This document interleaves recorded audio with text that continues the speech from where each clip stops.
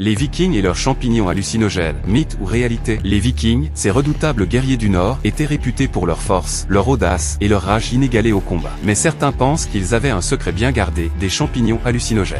Aujourd'hui, nous allons explorer cette fascinante théorie. Était-ce leur arme secrète? Découvrons-le. Les berserkers étaient une caste de guerriers vikings légendaires connus pour leur fureur inhumaine au combat. Selon les récits, ils entraient dans une transe qui les rendait insensibles à la douleur et d'une agressivité terrifiante. Le mot berserker viendrait de bear, ours, et cercle, chemise, ce qui signifierait ceux qui portent une chemise d'ours. Ces guerriers auraient combattu avec une force bestiale, comme s'ils étaient possédés. Une des théories pour expliquer cet état de transe est qu'ils consommaient des champignons hallucinogènes, en particulier l'Amanitumouche, Amanita muscaria, reconnaissable à son chapeau rouge tacheté de blanc. Ce champignon contient des composés psychoactifs qui peuvent provoquer des hallucinations, une perte de conscience de soi et une augmentation temporaire de l'énergie et de l'agressivité. Des effets parfaits pour un guerrier cherchant à terrifier ses ennemis. Mais que disent les historiens? Bien que cette théorie soit populaire, les preuves restent limitées. Les sagas nordiques ne mentionnent pas directement l'utilisation de ces champignons par les berserkers. Cependant, certaines descriptions de leur comportement comme leur rage incontrôlable correspondent aux effets connus des substances psychoactives.